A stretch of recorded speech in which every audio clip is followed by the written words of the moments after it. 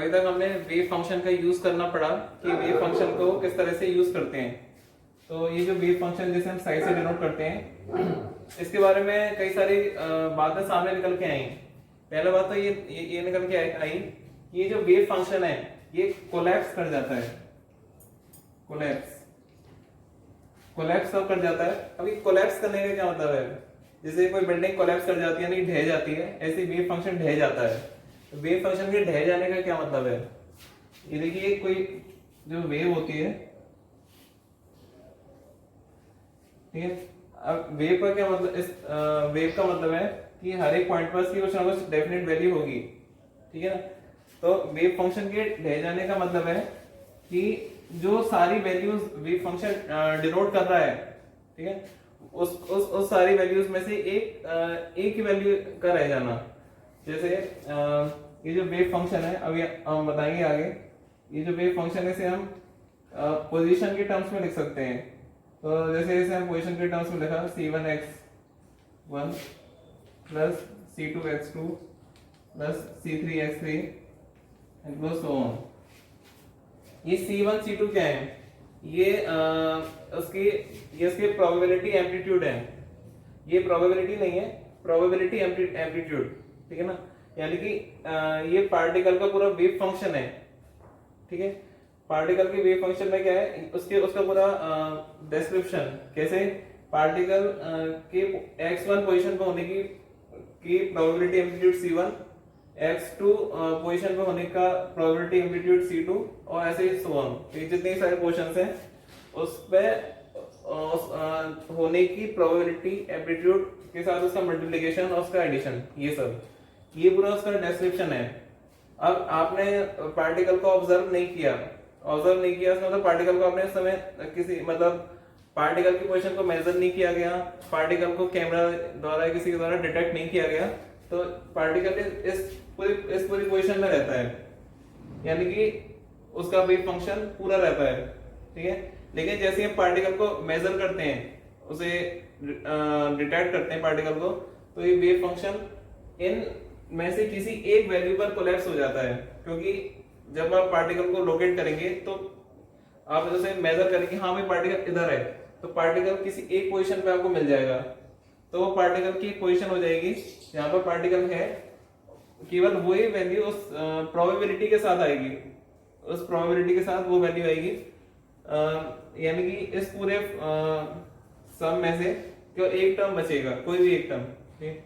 अब ये जो पूरा सम है इसे कहते हैं सुपरपोजिशन, क्योंकि ये अलग अलग पोजीशन और उनकी प्रोबेबिलिटी एम्पलीट्यूड्स का समेशन है, मतलब पूरा एक कॉम्बिनेशन है, इसलिए इसे हम सुपरपोजिशन कहते हैं। तो ये सुपरपोजिशन स्टेट है समय, ये जो स्टेट है समय ये है सुपरपोजिशन स्टेट, ठीक है।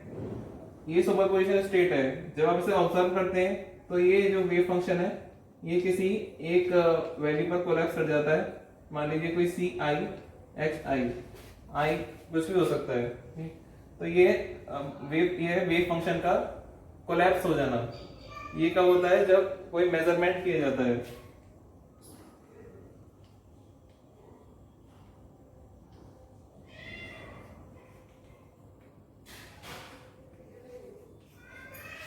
अब इससे ये जो डबल स्लिट एक्सपेरिमेंट था उसको एक्सप्लेन किया गया इससे। तो आपने ये जो देखा डबल स्लिट एक्सपेरिमेंट, अब हम इसको किस तरह से सुपरपोजिशन प्रिंसिपल से एक्सप्लेन कर सकते हैं। तो होता ये है कि ये मान लीजिए किसी फोटोन का वेव फंक्शन है जो स्लिट पे यहाँ तक पहुंचा है, किसी सोर्स से स्लिट से पहले पहुंचा। यदि ऑब्जर्वर यहाँ है, ऑब्जर्वर ने क्या किया, इस पार्टिकल पे इस फोटोन का वेव फंक्शन कोलैप्स कर दिया ऑब्जर्व करके या मेजर करके। ये देखो यहाँ पे कैमरा या फिर डिटेक्टर है, तो उसने उसको मेजर किया और उसका वेव फंक्शन कोलैप्स हो गया, और अब वो उसकी जो वेव प्रॉपर्टी थी वो नष्ट हो गई, यानी कि वो डिस्ट्रॉय हो गई, और वो किसी भी तरह का वेव नेचर शो नहीं करेगा। इसलिए आप देख सकते हैं कि जो यहाँ पे डॉट्स आए थे वो किसी भी तरह के इंटरफेरेंस पैटर्न को शो नहीं कर रहे थे। तो ये एक एग्जांपल है जहां पर वेव फंक्शन कोलैप्स का यूज होता है, यानी कि ऑब्जर्वर इसे कहा जाता है observer collapses the wave function, observer जो है वो वेव फंक्शन को कोलैप्स कर देता है इस तरह से। तो ये कई सारी इस तरह की चीजें हैं। चलिए आगे बढ़ते हैं और हाइजेनबर्ग्स अनसर्टेनिटी प्रिंसिपल को पढ़ते हैं। बात करते हैं किसी पार्टिकल की पोजीशन और उसके लीनियर मोमेंटम पर।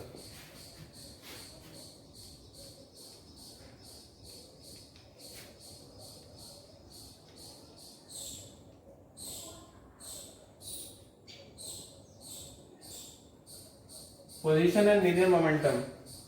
देखिए किसी भी क्वांटम पार्टिकल का पोजीशन और लीनियर मोमेंटम आप डायरेक्टली स्पेसिफाई नहीं कर सकते कि इसका लीनियर मोमेंटम या इसका पोजीशन ये होगा, ठीक है ना।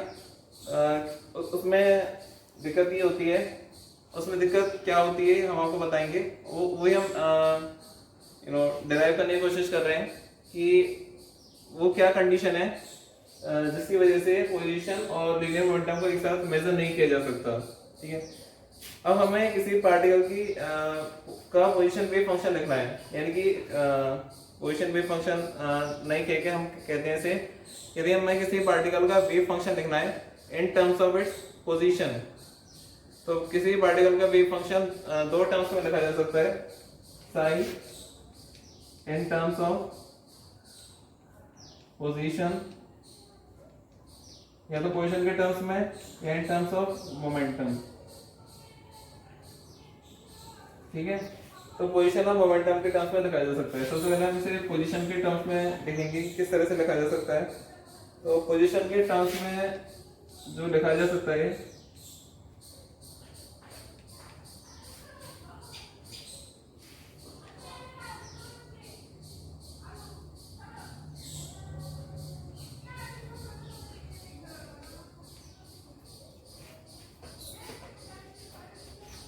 ठीक है। तो ये है, अब ये सिंबल क्या है, ये वाला, इसे कहते हैं कैट सिंबल, कैट सिंबल। ये साइंटिस्ट हुए पॉल एम डिराक, तो उन्होंने ये सिंबल दिया था कैट सिंबल। तो ये वेव फंक्शन किसी पार्टिकल का in terms of its position, ये कैसे पोजीशन है, एग्जैक्ट पोजीशन उसकी। इसको मैथमेटिक्स में इस तरह से लिखा जाता है, delta x minus x not. इसे हम कहते हैं डायरेक्ट डेल्टा फंक्शन। ये जो साइंटिस्ट थे डायरेक्ट, इनके नाम पर डायरेक्ट डेल्टा फंक्शन। अब ये होता किस तरह का फंक्शन है, ये कुछ इस तरह का फंक्शन होता है, ये इस तरह का, ये x इक्वल टू है एक्स नॉट। तो माइनस इंफिनिटी से इंफिनिटी में पार्टिकल कहाँ पाया जाएगा, केवल x equal to x naught पर, और बाकी पूरे स्पेस में इसका जो वेव फंक्शन होगा वो जीरो होगा। तो ये जो वेव फंक्शन है वो इस तरह से होता है, अभी लिखा था x माइनस एक्स नॉट, तो ये लिख रहा है, ठीक है। तो ये इस तरह से ये बेसिस आइगन फंक्शन। अच्छा, ये जो एक्स नॉट है यानी कि एग्जैक्ट पोजीशन वाले स्टेट, उन्हें हम कहते हैं पोजीशन आइगन फंक्शन,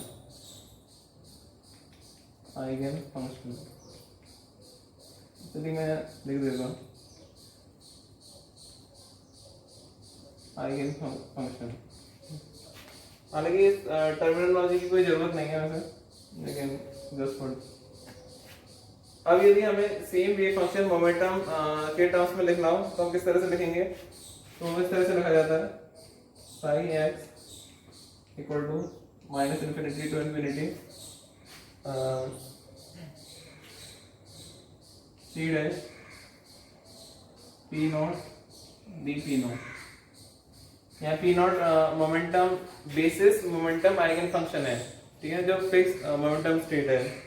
अब क्योंकि मोमेंटम एक कंटिन्यूअस वेरिएबल होता है और ये माइनस इंफिनिटी से प्लस इंफिनिटी कोई भी वैल्यू ले सकता है, तो जो इसका मोमेंटम आइगन फंक्शन है वो इस तरह से होता है, साई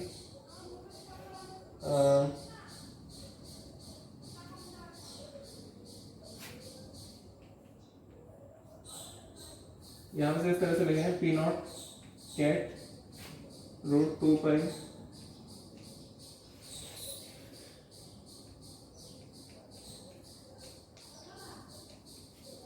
देखिए यहाँ पे h के ऊपर एक क्रॉस बना हुआ है, h क्रॉस का मतलब होता है h/2 पाई। ठीक है, ये आपको ध्यान रखना है। ये बेसिस मोमेंटम आइगन फंक्शन है। ओके, इस अब ये किस तरह का होता है बेसिस मोमेंटम आइगन फंक्शन, और किस तरह से इसका डी ब्रोगली वेवलेंथ से रिलेशन होता है वो हम देखें। ओके, तो आपने देखा कि ये जो बेसिस मोमेंटम आइगन फंक्शन होता है this 2 pi h cross e to the power eta over h cross p naught x, ये किस तरह से हम इसे रिप्रेजेंट करते हैं in the form of A cork screw और अ हेलिक्स। ओके, तो इसके आगे हम पढ़ते हैं और देखें कि जो हाइजेनबर्ग अनसर्टेनिटी प्रिंसिपल है, हाइजेनबर्ग अनसर्टेनिटी प्रिंसिपल। तो हाइजेनबर्ग अनसर्टेनिटी प्रिंसिपल है उसकी फॉर्म इस तरह की होती है, delta x dot delta p is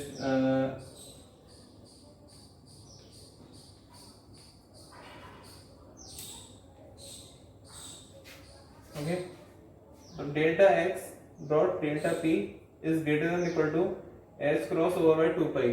ठीक है, ये क्या है, डेल्टा एक्स है पोजीशन मेजरमेंट में अनसर्टेनिटी, डेल्टा पी है मोमेंटम मेजरमेंट में uncertainty, h cross h over 2 पाई, ये 2 पाई। तो जो मोमेंटम अनसर्टेनिटी और पोजीशन अनसर्टेनिटी है, इन दोनों का प्रोडक्ट या तो बराबर होगा या ज्यादा होगा इससे। यदि आप किसी पार्टिकल कोई पार्टिकल मूव कर रहा है इधर से उधर क्वांटम पार्टिकल, और उसे आप उसका पोजीशन मेजरमेंट करें, उसमें जो अनसर्टेनिटी आएगी और उसके मोमेंटम मेजरमेंट में जो अनसर्टेनिटी आएगी वो या तो ज्यादा होगी या बराबर होगी इससे।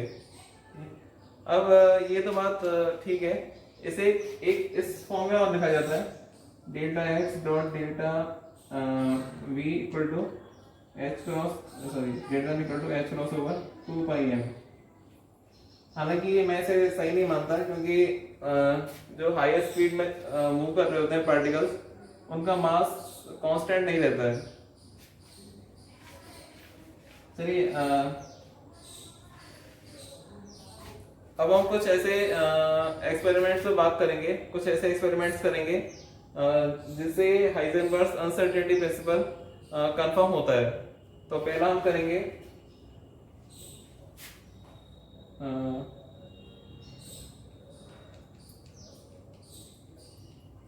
Diffraction from single slit. ठीक है, एक सिंगल स्लिट से डिफ्रैक्शन। ठीक है, डिफ्रैक्शन आपको पता है क्या होता है,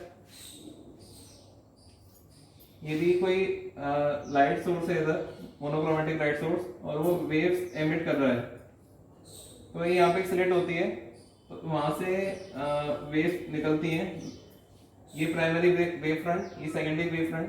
तो यहाँ पे एक इंटेंसिटी पैटर्न मिलता है, यहाँ पे मैक्सिमम इंटेंसिटी, और फिर ये घटता चला जाता है इस सेंट्रल मैक्सिमा के दोनों साइड।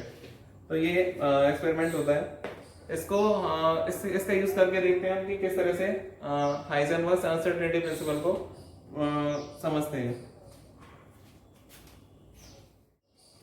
तो ये देखते हैं कि किस तरह से एक एक्सपेरिमेंट का यूज करके हम हाइजेनबर्ग अनसर्टेनिटी प्रिंसिपल को कंफर्म करते हैं। तो ये स्लिट है, यहाँ पे लेजर लाइट है, यहाँ से लेजर लाइट पड़ रही है इस पर, फिर स्क्रीन पर पड़ेगी। तो हमने माना कि जहां तक मैक्सिमम लेजर लाइट जहां तक डिफ्रैक्ट होगी, ठीक है, तो उसका वो वर्टिकल से थीटा एंगल बनाएगी, सेमी वर्टिकल एंगल, ये सेम आधा एंगल है तो सेमी वर्टिकल एंगल थीटा, और सेम साइड इधर यहाँ पे भी थीटा, यानी कि इतने ही रीजन में आपको डिफ्रैक्शन पैटर्न दिखाई देगा। अब क्योंकि ये जो लाइट सोर्स है इसमें कई सारे फोटॉन्स हैं, ठीक है, तो फोटोन का हम दोनों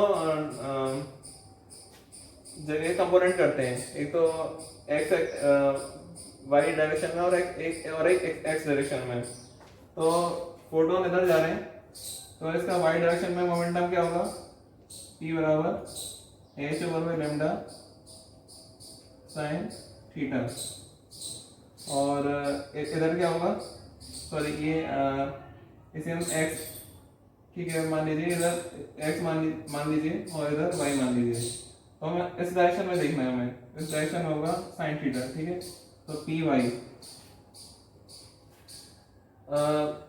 आपने एक रिलेशन पढ़ा होगा डिफ्रैक्शन के केस में, एक रिलेशन होता है साइन थीटा एम, यानी कि theta maximum equal to 1.22 lambda over by b. B is the width of slit, तो ये near about lambda over b के होता है। ठीक है, तो यदि हम इधर से देखें तो जो अच्छा, क्योंकि जो थीटा है वो माइनस थीटा से प्लस थीटा की कोई भी वैल्यू ले सकता है। यदि हम इसे इधर वाले एंगल को प्लस माने तो इधर ये वाला एंगल माइनस, तो प्लस थीटा से माइनस थीटा की कोई भी वैल्यू ये ले सकता है एंगल। तो जो मोमेंटम है पी वाई वो भी माइनस पी वाई से और प्लस पी वाई तक की कोई भी वैल्यू ये मोमेंटम ले सकता है, यानी कि अपनी मैक्सिमम वैल्यू से लेकर मिनिमम वैल्यू तक। तो यदि हम इसको इधर रखें तो अब देखते हैं क्या आता है। तो साइन थीटा की जगह लैम्डा बाई बी रखिए इधर, तो ये आएगा। ये से आप बेसिकली मोमेंटम अनसर्टेनिटी काउंट कीजिए, मैं थोड़ा रफ करता हूँ।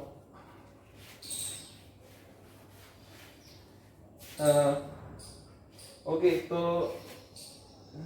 Delta p y momentum uncertainty क्या हो जाएगी, h over by lambda into sine theta के लिए लैम्डा ओवर बी, लैम्डा से लैम्डा कट गया, तो delta p y equal to h over by b. अब यहाँ जो बी है ये पोजीशन अनसर्टेनिटी हम लेंगे, क्योंकि जो स्लिट है, ठीक है ना, स्लिट में जैसे ही फोटोन होगा पास होगा, स्लिट के बीचों बीच होगा, हम जितनी पतली स्लिट होगी उतनी आसानी से उसकी पोजीशन बता सकते हैं, और जितनी चौड़ी स्लिट होगी उतनी मुश्किल से उसकी पोजीशन बता पाएंगे। तो चौड़ी स्लिट का मतलब ज्यादा पोजीशन अनसर्टेनिटी और पतली स्लिट का मतलब कम पोजीशन अनसर्टेनिटी। तो हम बी को लेंगे लगभग बराबर डेल्टा एक्स के, तो बी को हम यहाँ पे डेल्टा एक्स लिख देंगे। तो यहाँ पे देखें delta P into delta x, ये लगभग बराबर है एच क्रॉस के, ठीक है, ये लगभग चल रहा है हमारा एच क्रॉस, सॉरी एच ही चल रहा है, एच क्रॉस। ठीक है, तो ये सारी चीजें हैं, यानी कि यदि आप विड्थ जो स्लेट की जो विड्थ है उसे आप बढ़ा देंगे तो क्या बढ़ा देंगे, पोजीशन अनसर्टेनिटी आप बढ़ा देंगे। यानी कि यदि मोटी स्लेट लेंगे आप तो डेल्टा एक्स बढ़ जाएगा, डेल्टा एक्स बढ़ने से डेल्टा पी वाई कम हो जाएगा। डेल्टा पी वाई मतलब ये जो इसकी स्प्रेड है इसका वो कम हो जाएगा। ठीक है, यानी मोटी स्लेट लेंगे तो जो पैटर्न है बहुत छोटी जगह आपको छोटा सा सिमटा को दिखाई देगा, केवल इतना सा। और यदि आप स्लिट जो है वो काफी पतली लेंगे तो ये पैटर्न काफी बिखरा हुआ दिखाई देगा। आप समझ पा रहे हैं क्यों? क्योंकि डेल्टा एक्स कम हो जाएगा पतली स्लिट से, और डेल्टा एक्स कम हो जाने से डेल्टा पी वाई बढ़ जाएगा, पी वाई बढ़ने से जो स्प्रेड है साइन थीटा वो भी बढ़ जाएगा। तो इस तरह से हम इसे देखते हैं, आइए से करके देखते हैं और समझते हैं।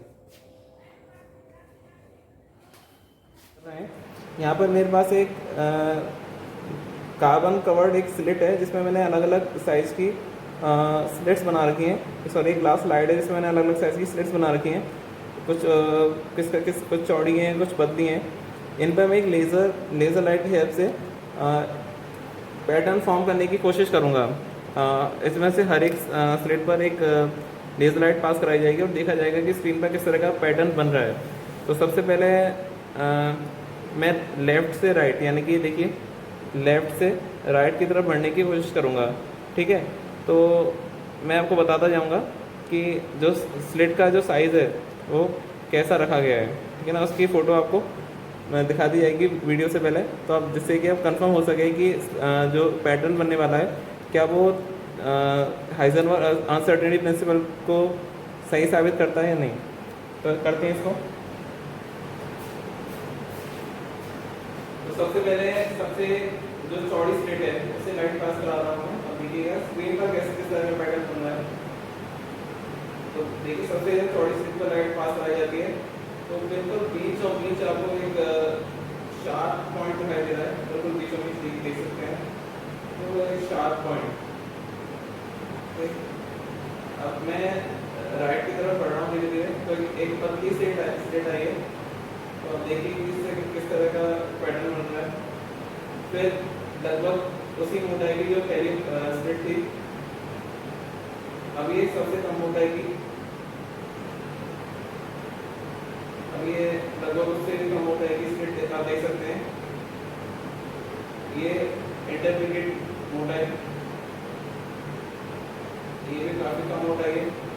देखिए ये सबसे पतली स्लेट जो मैं आपको दिखाने वाला हूँ, देखिए ये सबसे पतली स्लेट से लाइट पास कराई जा रही है। देखिए ये सबसे पतली स्लेट है, ये इससे थोड़ी ज्यादा मोटी स्लेट है, और ये है सबसे मोटी स्लेट।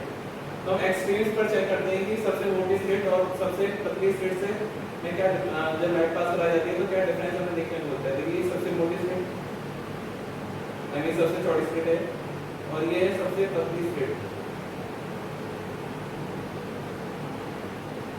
आप डाइवर्जेंस देखिए उसका, लाइट कितनी फैल रही है। तो आप देख सकते हैं कि इस केस में लाइट ज़्यादा फैल रही है स्क्रीन पर, और इस केस में लाइट बहुत कम फैल रही है।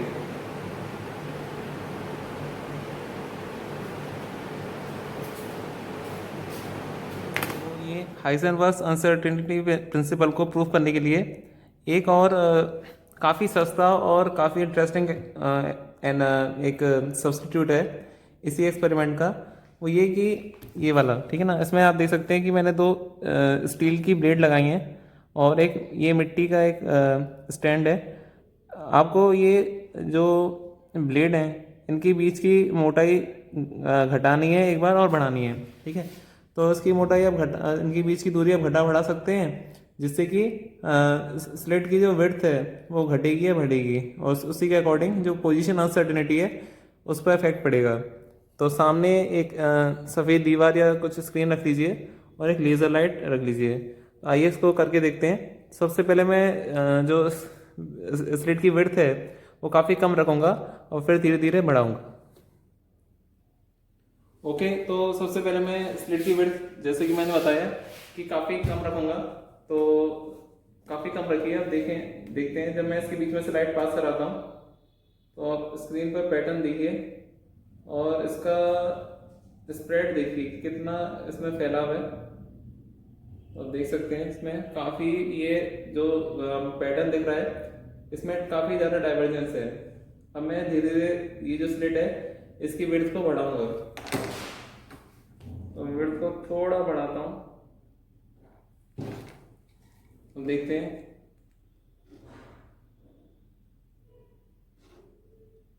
तो अब आप स्क्रीन पर देखिए जो डाइवर्जेंस है वो पहले से थोड़ा कम हो गया है। अब स्लिट की विड्थ को थोड़ा और बढ़ाते हैं।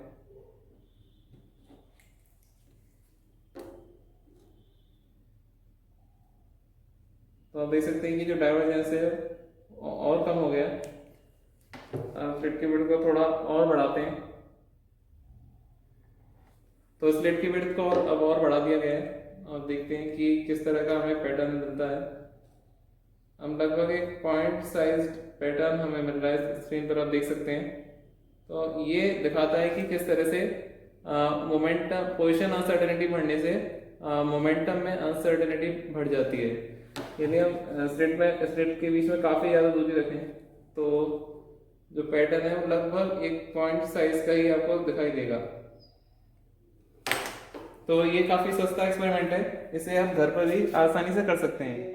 हाइजेनबर्ग्स अनसर्टेनिटी प्रिंसिपल का एक अच्छा डेमोंस्ट्रेशन है जिसे आप डबल स्लिट के अलावा दूसरा कर सकते हैं। तो इसमें आपको एक कार्डबोर्ड का पीस चाहिए, उसके अंदर एक आप लेजर लाइट टाइट फिट कर दीजिए। इसके ऊपर दो धागे लगाइए जिससे थोड़ा ऑक्सीडेशन कर सके। आप देख सकते हैं कि ब्लैक बोर्ड पर लेजर पॉइंटर दिखाई दे रहा है आपको मूव करता हुआ। तो ये एक पार्टिकल है जिसकी अलग अलग पोजिशन है, एक जगह फिर नहीं है, ठीक है। तो चंदन आप इसमें जो आपको इसकी पोजीशन दिख रही है उसमें इसका मार्क लगा दीजिए चौक से, 3-4 मार्क लगा दीजिए, ठीक है। तो आप देख सकते हैं कि पार्टिकल की कई सारे पोजीशंस आ गई, ठीक है। तो आप यदि मार्क लगाने जाएंगे तो आप एक सिंगल पोजीशन पार्टिकल की डेफिनेट पोजीशन नहीं पाएंगे। अब देखिए मेरे पास एक बड़ा पत्थर है और एक छोटा पत्थर है। बड़े पत्थर जब मैं इसमें मारता हूँ तो ये क्या डिनोट करता है कि इसकी वेवलेंथ काफी कम है, और जब मैं छोटा पत्थर मारूंगा तो उसका मतलब है इसकी वेवलेंथ इस पत्थर की, यानी कि वेव डिनोट कर रहा है जिसकी वेवलेंथ काफी ज्यादा है, और उस बड़े पत्थर एक वेव डिनोट कर रहा है बड़ा पत्थर जिसकी वेवलेंथ काफी कम है। ठीक है, तो शूट करते हैं और देखते हैं कि इसकी पोजीशन पर क्या इफेक्ट पड़ता है। तो अब देख सकते हैं आपकी पोजीशन कितनी काफी ज्यादा अनसर्टेन हो गई इसकी। ठीक है, ये काम हम करते हैं छोटे पत्थर के साथ।